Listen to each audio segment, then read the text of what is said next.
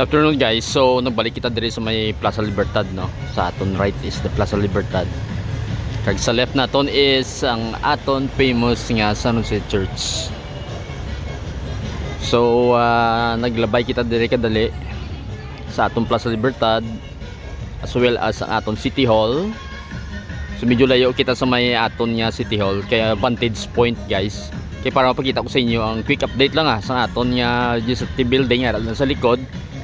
So medyo may music dito, mapalayo lang kita kay may music dira sa may I think do may mga nag-exercise sa may tubangid sa City Hall. So mag-quick walk lang kita dire pa kadto sa atong legislative building. Makita nyo guys do may porma na gid. Kag nami ang pintura niya kay daw ano man bala similar sa aton nga City Hall, ano, ang yes shade of white nga daw, dirty white, similar sa may aton nga City Hall. So medyo dali-dalion talang lakat kay naga most probably may interfere na aton nga tingog sa music.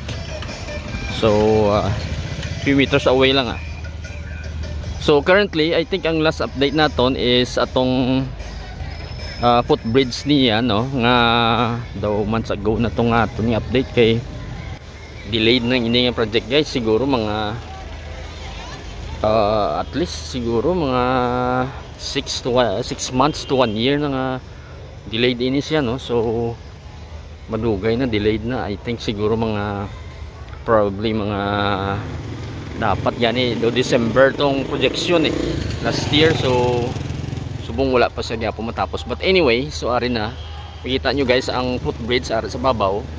So mag-connect na siya sa likod sa City Hall naton kadto sa aton legislative building. So I think if I remember well,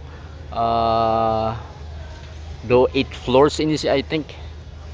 So it will house the session hall kag iba naton yung mga rooms, no, para sa ano kay gutok na aton nga City Hall. Even though nga dako man ni City Hall naton, pero gutok na di ang mga aton yung mga councilors kay iba naton yung officials, no. So diri sa ilo ang session hall amo na, I believe amo na, I remember nga amo na siya. So we will try to walk closer, ano. Ang famous nga lunok dire nga kon na regular days na parkingan na di guys sa mga vehicles, usually mga motor. So malakat kita palapit.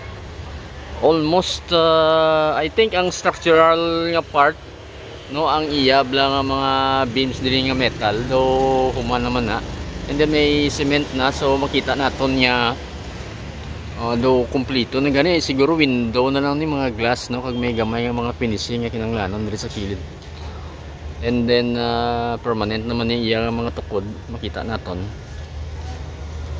So siguro dali na lang ni si mga human ang footbridge gani, gamay na lang gid, as well as ang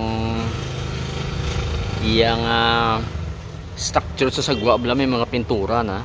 So I think dire ang I'm not sure kung ano nilang lunok, siguro hindi man pagtapson but then I think it seems nga do amo ning entrance, ano, kung ari ka sa dalom, and then the other entrance nga ari dire sa may piyak lang aside, ano. So kung tanaw naton para makita nyo guys, so insaktuhan gid ni ari ding ramp, then may exit ka dire, then may ara dira nga another entrance. So may canopy, makita nyo guys, may canopy.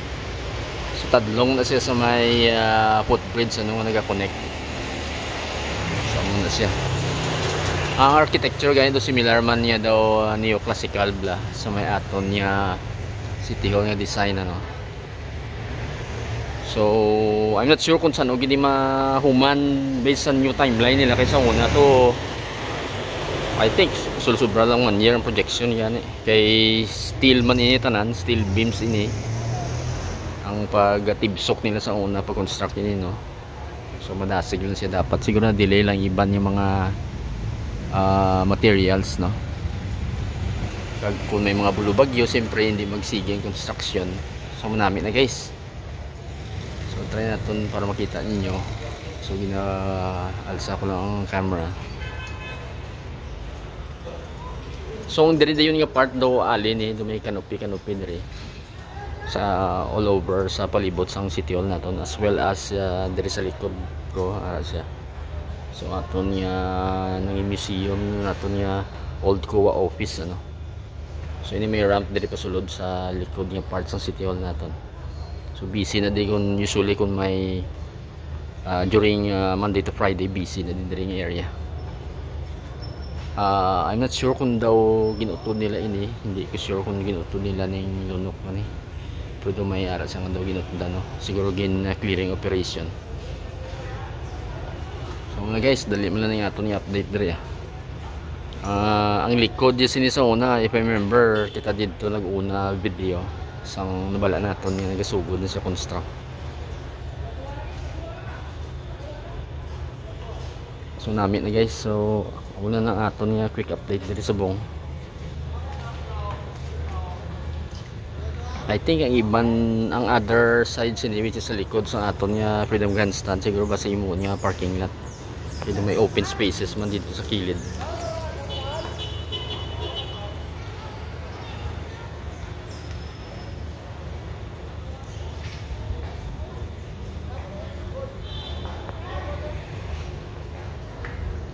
Matry lang talakat diri kadali no.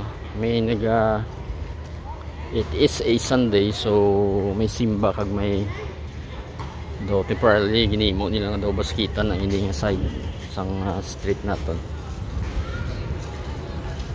So I think may mga tawo nga naglakad-lakad, musimba sila siguro. So ang diri nga area guys, para makita nyo, amo ni siyang siling kung daw may area na diri nga daw vacant lang nga lot, kasi possible nga pwede parkingan. This could be ba si generator room or pumping area or pumping room sa tubig, most probably. So ari ng side sa aton nga legislative building. So okay na guys, do namin naman ano, do nakapintura na gani una siguro ang area nga ni compared sa main building. So diri ang sa other side ano. So makita niyo yung design yan isang yang the window bla. Double pareha sa ating City Hall.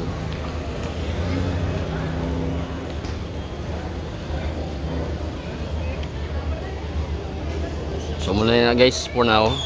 Quick lang yung ating update. Till the next video. Thank you for watching.